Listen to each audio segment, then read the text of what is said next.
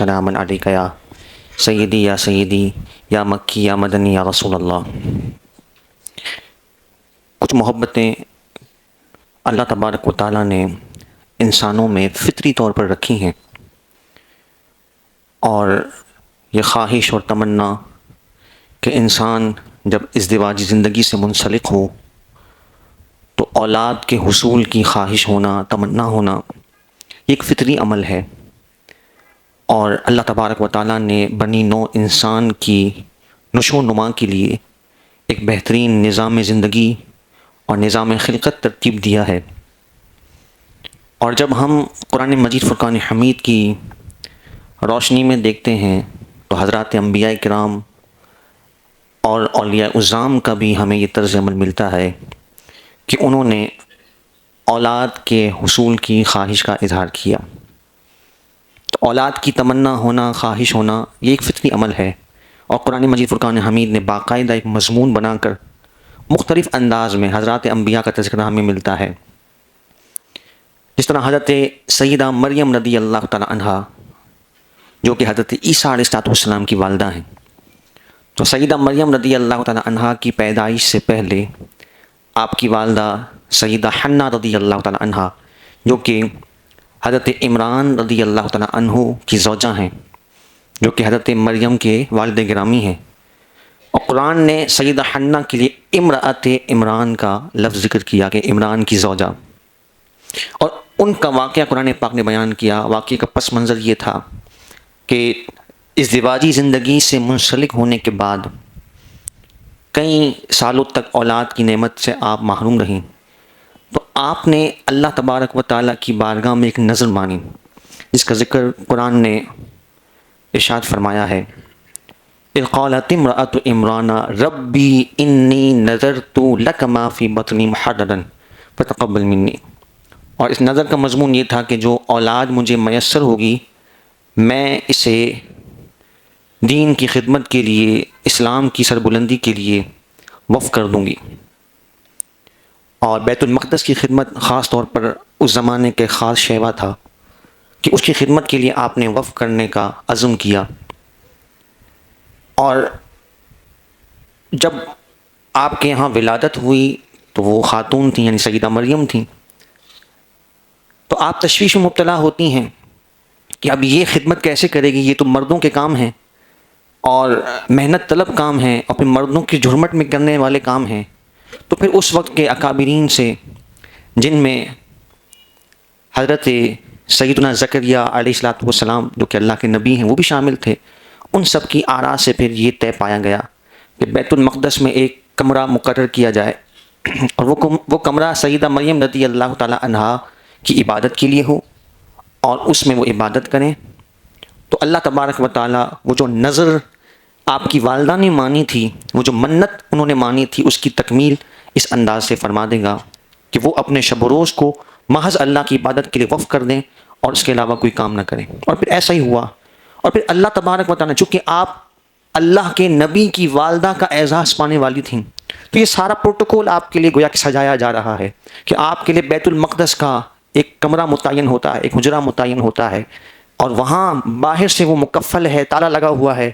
اور حضرت سیدنا زکریا علیہ السلام جو آپ کے رشتے میں خالو لگتے ہیں، ان کی ذمہ داری ہے کہ وہ وہاں کھانا پہنچاتی ہیں، وہ کھانا پہنچاتے ہیں۔ اور یہ حیران کن منظر قرآن نے بیان کیا کہ جب حضرت زکریا علیہ السلام آپ اس کمرے میں جاتے ہیں جو باہر سے بند ہے، تو وہ دیکھتے ہیں کہ بے موسم کے پھل موجود ہیں،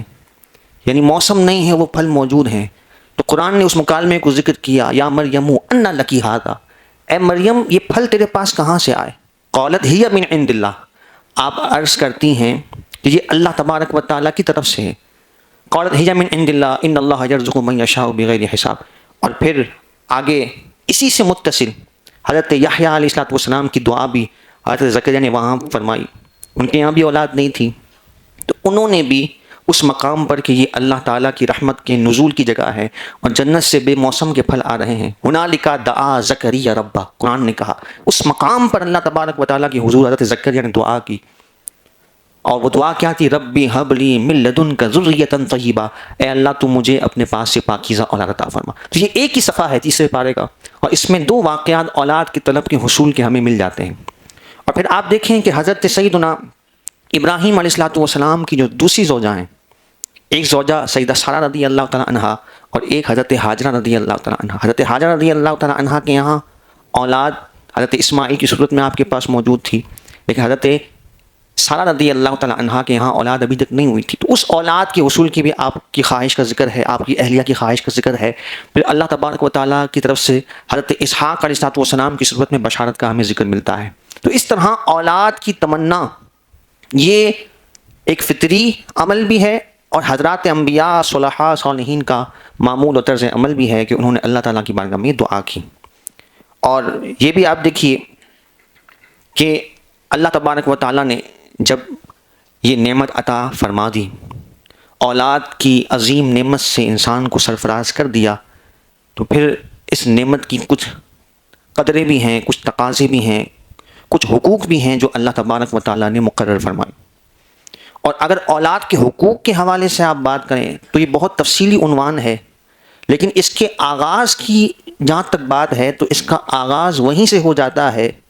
کہ جب انسان اپنے آپ کو رشتہ ازدواج میں منسلک کرنے جا رہا ہے، یعنی جب وہ نکاح کے بندھن میں بندھنے جا رہا ہے، تو اس وقت سے ہی اس کا مطمع نظر ایسا ہو کہ صرف ایک بیوی کی مجھے تلاش نہیں ہے، صرف ایک زوجہ کی تلاش نہیں ہے، اس خاتون نے کل کو میرے بچوں کی تربیت کرنی ہے۔ اگر یہ پاکیزہ خصلت و سیرت کی ہوگی تو اس کی آنے والی نسلیں بھی اللہ تبارک و تعالیٰ دیندار بنا دے گا، پاکیزہ خصلت والی بنا دے گا۔ اور اگر صرف ظاہری حسن و جمال ہی ہمارے تقاضے رہ جائیں اور اخلاقیات اور انسان کی باطنی طہارت، تزکیہ اور اللہ تبارک و تعالیٰ کے قرب کی یہ تمام تر جو ترجیحات ہیں وہ اگر ہماری نظروں سے اوجھل ہو جائیں، تو اس کو نبی پاک صلی اللہ تعالیٰ علیہ وآلہ وسلم نے بڑے نمایاں اور انوکھے انداز میں مثال دے کر نبی پاک علیہ السلام نے فرمایا، ایاکم وخضراء الدمن۔ حضور علیہ السلام نے ارشاد فرمایا کہ گندگی پر اگنے والے سبزے سے بچو، یعنی ایسے پھل، ایسے پودے جو گندگی پر اگتے ہیں اس سے بچو۔ فقیلا وما خضراء الدمن، پوچھا گیا رسول اللہ یہ کیا ہے؟ تو نبی پاک علیہ السلام نے ارشاد فرمایا، المرأۃ الحسناء فی المنبت السوء۔ حضور فرماتے ہیں کہ وہ حسین عورت کہ جس کا باطن گندا ہے، جو برائیوں میں، گندگیوں میں ظاہری اعتبار سے تو حسن و جمال لگتی ہے، لیکن وہ خاتون جو ہے وہ اندرونی طور پر غلاظت سے اٹی ہوئی ہے، اخلاقیات سے عاری ہے، اللہ تبارک و تعالیٰ کے احکامات سے کوئی اس کا شغف اور کوئی اس کا لگاؤ نہیں ہے، تو یہ ایسا ہی ہے کہ گندی زمین پر ایک پودا اگ گیا، تو اس پودے کے اچھا ہونے کو تم اچھا نہ سمجھو، اس سے متاثر نہ ہو، کیونکہ اس کی جو جڑیں ہیں وہ آلودہ ہیں اور وہ تمہارے لیے فائدہ مند کبھی بھی نہیں ہو سکتی۔ تو یہ اولاد کے حقوق میں سے یہاں سے انسان کی سوچ و فکر کا آغاز ہونا چاہیے کہ یہ صرف وہ خاتون ہو کہ جو ہمارے لیے، ہماری اولادوں کے لیے ایک با کردار معاشرے کی تشکیل میں معاون و مددگار ثابت ہو۔ اور پھر یہ بھی آپ دیکھیے نبی کریم علیہ السلام نے ارشاد فرمایا، تنکح المرأۃ لأربع۔ حضور علیہ السلام نے فرمایا کہ نکاح جو کیا جاتا ہے وہ 4 وجوہات کی وجہ سے کیا جاتا ہے، لمالها ولحسبها وجمالها ولدینها۔ حضور فرماتے ہیں مال کی وجہ سے، خاندانی شرافت کی وجہ سے، حسب نسب کی وجہ سے، حسن و جمال کی وجہ سے، اور دین کی وجہ سے۔ دین سے مراد دین پر کاربند ہونا، اللہ کا خوف ہونا اور اللہ تبارک و تعالیٰ کے احکامات پر عمل کا سلیقہ ہونا۔ حضور فرماتے ہیں کہ کامیاب نکاح وہی ہے کہ جو دینداری کی بنا پر کیا جائے، کیونکہ حضور فرماتے ہیں باقی جتنے بھی مقاصد ہیں وہ جلد فنا ہو جاتے ہیں، مال ہے آج پہلے تھا آج نہیں ہے، حسب نسب کی وجہ سے،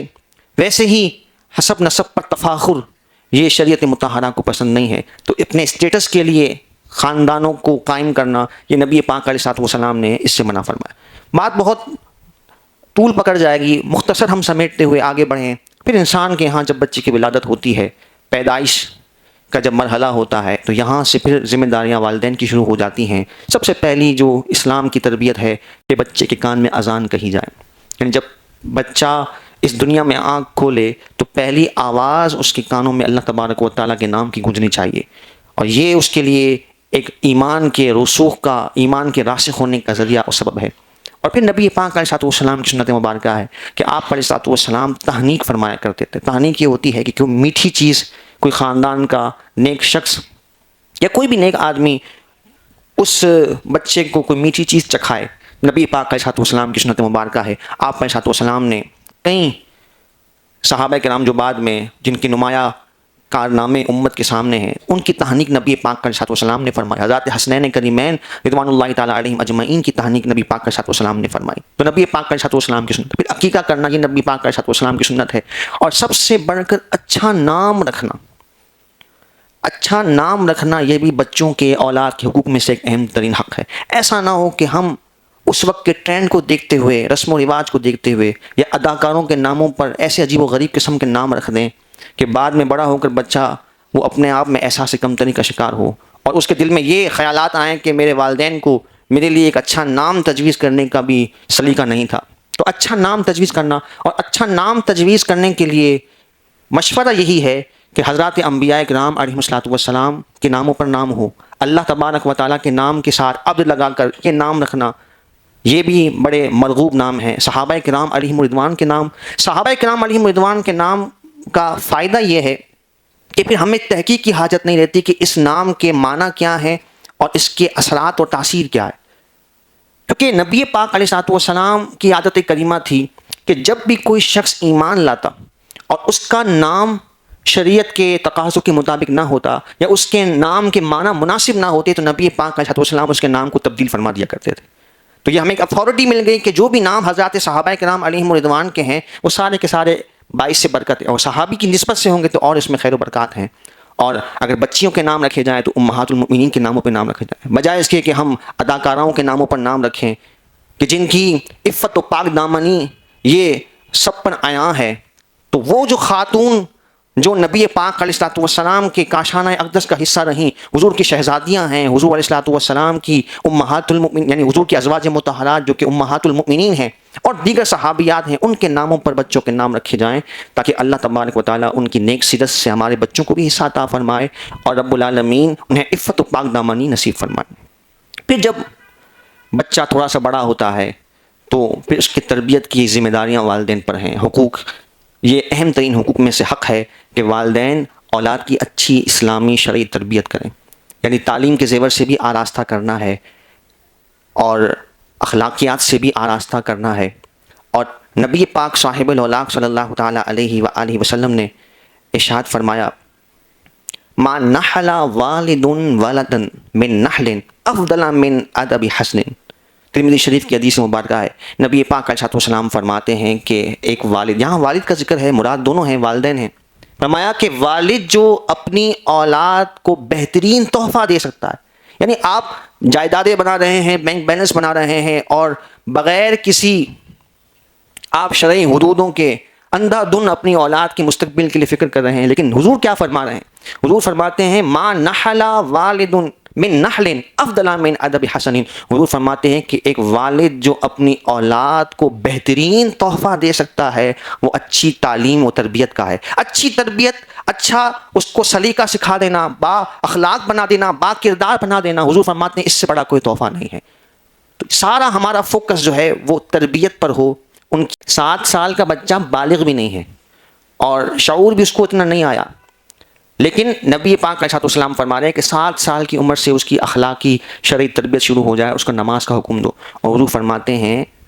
وَضْرِبُوهُمْ عَلَيْهَا وَهُمْ أَبْنَاءُ 10۔ جب یہ بچے 10 سال کے ہو جائیں تو انہیں نماز پر مارو۔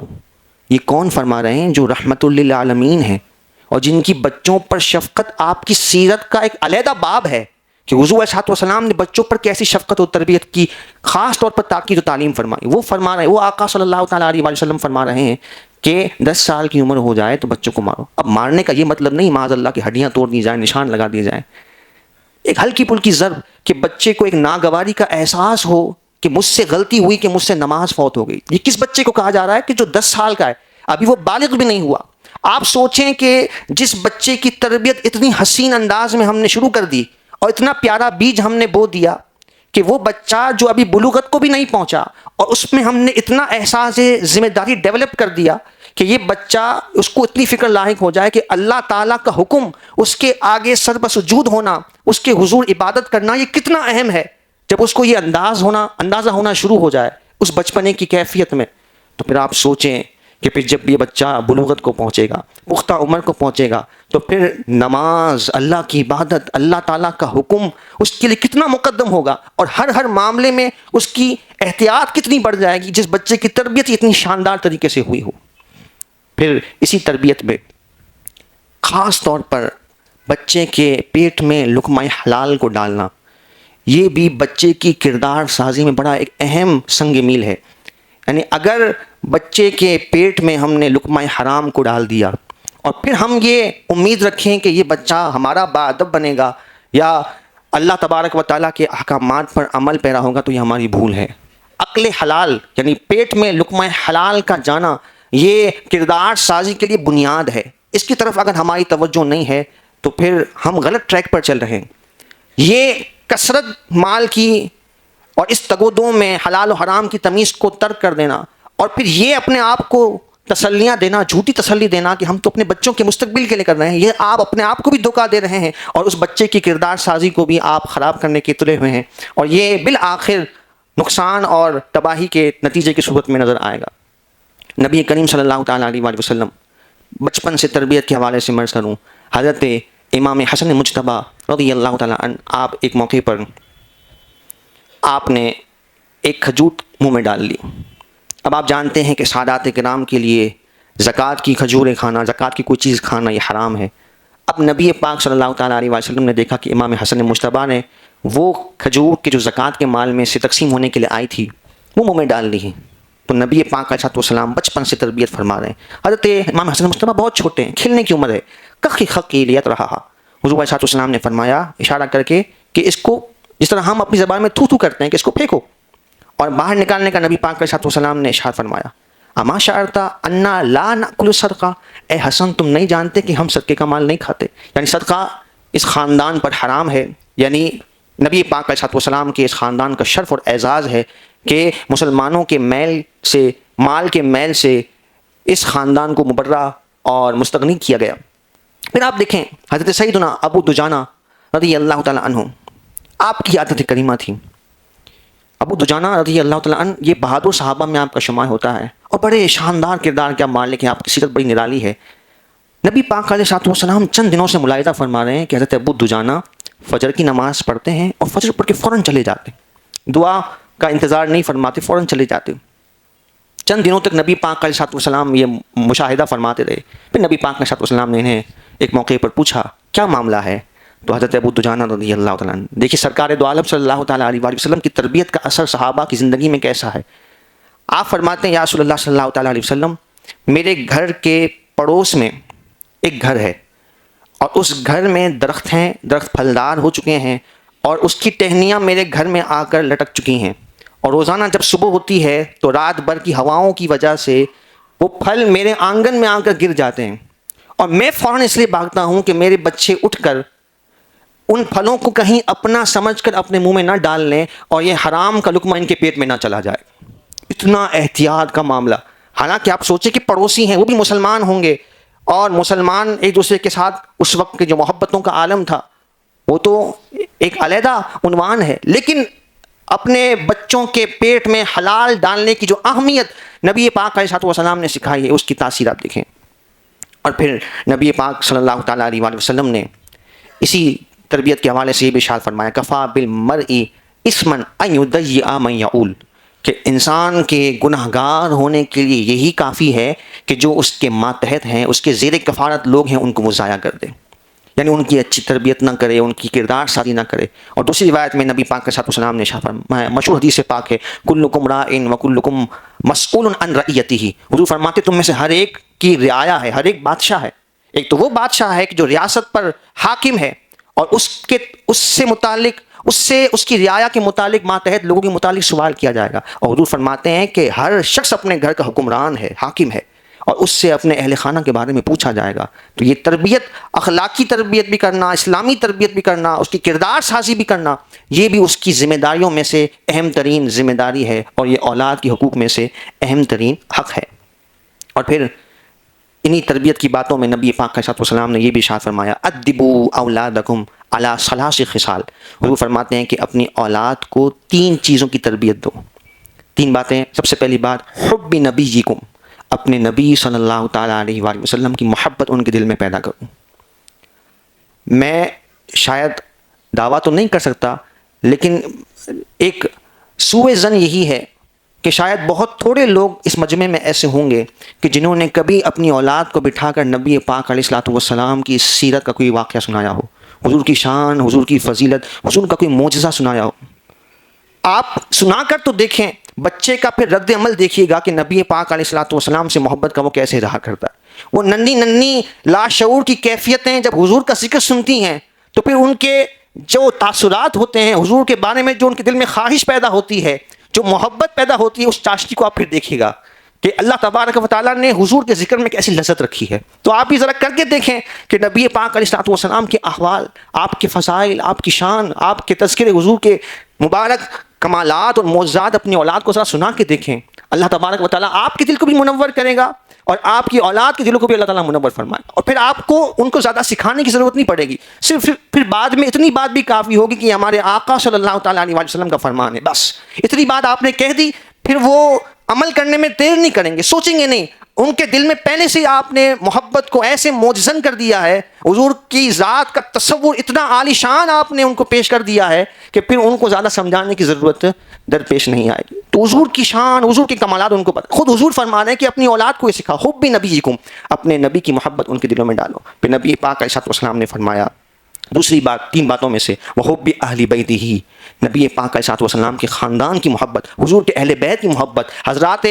صحابہ کرام کی محبت، حضرات حسنین کریمین کی محبت، سیدہ خاتون جنت کی محبت. حضور کے خانوادے کی جب آپ محبتیں بتائیں گے تو ان کا ہر عمل اللہ کی اور اس کے حبیب علیہ الصلوۃ والسلام کی اطاعت کے مطابق ہے، تو پھر وہ لاشعوری طور پہ ان کی تربیت میں نکھار اللہ تبارک و تعالیٰ پیدا فرمائے. اور تیسری بات نبی پاک صلی اللہ علیہ وسلم نے فرمایا کہ اپنی اولاد کو سکھاؤ وقراءۃ القرآن، قرآن کی تلاوت اپنی اولاد کو سکھاؤ. بچپن سے ہی قرآن کی محبت، قرآن پڑھ پڑھ کے اس کو سنائیں. لیکن ہم کیا سنائیں جہاں ہمیں پڑھنے میں اتنی سستی اور غفلت کی گویا کہ ایک کیفیت برپا ہوئی ہو، تو ہم اپنی اولاد کو قرآن کی تلاوت کا شغف کیسے دیں گے؟ تو قرآن کی محبت، قرآن کی تلاوت کا گھر میں اگر ماحول ہو، والدین کو اولاد کرتے ہوئے دیکھیں. یہ بات تو ہر کوئی کہتا ہوا ہمیں نظر آتا ہے کہ اولاد جو ہے، جو آپ کہتے ہیں وہ نہیں کرتی، جو آپ کرتے ہیں وہ کرتی ہے. یعنی آپ کو جیسا وہ کرتا دیکھے گی، آپ لاکھ اسے سمجھاتے رہیں، آپ کی سمجھانے کی وہ تاثیر نہیں ہے جو آپ کے عمل کی تاثیر ہے. اور عمل اگر آپ کے روٹین کا حصہ ہو، قرآن پاک کی تلاوت آپ کا روز کا روٹین ہو، تو پھر اللہ تبارک و تعالیٰ قرآن کی محبت آپ کی اولاد و نسلوں میں بھی داخل فرماتا ہے. تو قرآن پاک پڑھنے کا سلیقہ ہمارے اندر بھی ہو، اور اس محبت کو ہم اپنی اولاد کے اندر منتقل کریں. پھر آپ دیکھیے کہ اللہ تبارک و تعالیٰ کیسے عالی اخلاق سے آپ کی اولاد کو مزین فرماتا ہے. پھر آج کل کے زمانے کے اعتبار سے دیکھیں تو بہت ساری خرافات، اس کی ڈیٹیل میں جاننے کی حاجت نہیں ہے، جو ہمارے گرد و نواح میں انٹرنیٹ کے ذریعے سے، سوشل میڈیا کے ذریعے سے پھیلی ہوئی ہیں. تو اس میں والدین کی ذمہ داریوں میں سے اور اولاد کے حقوق میں سے ایک اہم ترین حق یہ ہے کہ ہم ان کی نگہداشت کریں، ان کی نگرانی ہماری اولین ترجیحات ہوں. اور بچوں کو ہم ان کی ہر خواہش کو پورا کرنا یہ اپنے اوپر کوئی ذمہ داری نہ سمجھیں، بلکہ بچوں کو نہ سننے کی عادت بھی ڈالنی چاہیے. انہیں صحیح اور غلط میں امتیاز کا ہمیں فرق بھی سکھانا چاہیے. اور پھر بچوں کو کفایت شعاری سکھانا، تھوڑی چیزوں میں اپنا گزارا کر لینے کی عادت سکھانا، یہ بھی ایک اہم ترین عادت ہے. اور سب سے بڑھ کر جو اس زمانے کی اور ہر زمانے کی اہم ترین ضرورت ہے کہ اپنی اولاد کو حیا کی عادت سکھائیں، حیا کے نور سے مزین کریں، انہیں عفت و پاک دامنی سکھائیں، نگاہوں کی حفاظت سکھائیں. اگر وہ بچی ہے تو اس کو شریعت کے مطابق جو شریعت نے حدود و قیود متعین کی ہیں وہ اگر آپ نے اس تک منتقل کر دیں تو آپ اس دنیا سے جب رخصت ہوں گے تو اس اطمینان کے ساتھ دنیا سے جائیں گے کہ ہم نے ایک پاک دامن عفت والی اولاد کی شاندار تربیت کر کے ہم دنیا سے رخصت ہو رہے ہیں. اللہ تبارک و تعالی ہمیں بھی اخلاق سے مزین فرمائے